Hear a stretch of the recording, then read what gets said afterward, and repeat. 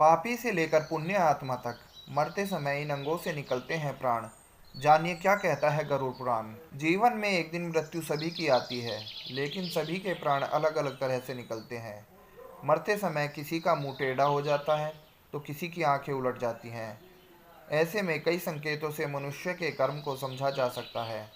तो आज हम उन्हीं संकेतों और धार्मिक मान्यताओं के बारे में बात करेंगे। गरुड़ पुराण के 16वें अध्याय प्रेत खंड के अनुसार मनुष्य की मृत्यु के बाद शरीर के 9 छिद्रों से आत्मा निकलती है।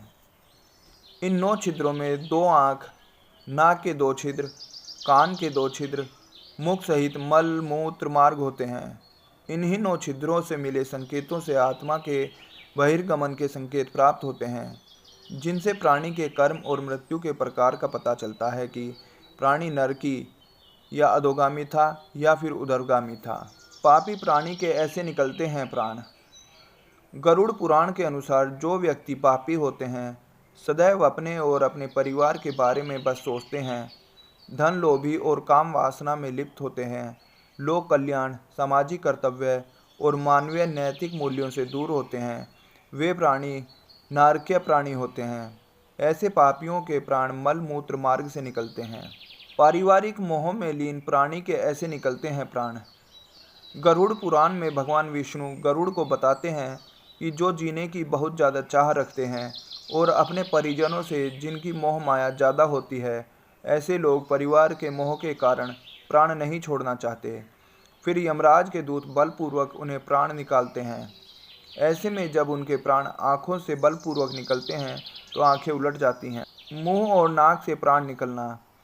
मान्यता है कि जो लोग जीवन भर धर्म के मार्ग पर चलते हैं, उनके प्राण वायु में मुंह के द्वारा निकलते हैं और मुंह टेढ़ा हो जाता है।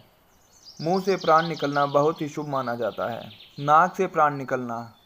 जिस मनुष्य ने सामाजिक और पारिवारिक कर्तव्य को अच्छे से निर्वाह किया हो और जिसका मन वैरागी हो, उसके प्राण नाक से निकलते हैं।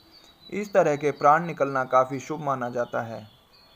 शास्त्रीय मतानुसार भगवान की भक्ति में लीन योगी, संत, महात्मा, वैरागी जो ईश्वर की भक्ति में लीन होकर भागवत मार्ग से प्राणों को स्वयं से त्यागते हैं, अर्थात जो योगी होते हैं, उनके प्राण ब्रह्म तालु यानी मस्तिष्क के ऊपर वाले कोपल स्थान से अदृश्य रूप से निकलते हैं। यह जानकारी मान्यताओं, धर्म ग्रंथों और विभिन्न लेखों से ली गई है। हमारा चैनल इसकी पुष्टि नहीं करता है। हमारा उद्देश्य बस आप तक जानकारी पहुंचाना है।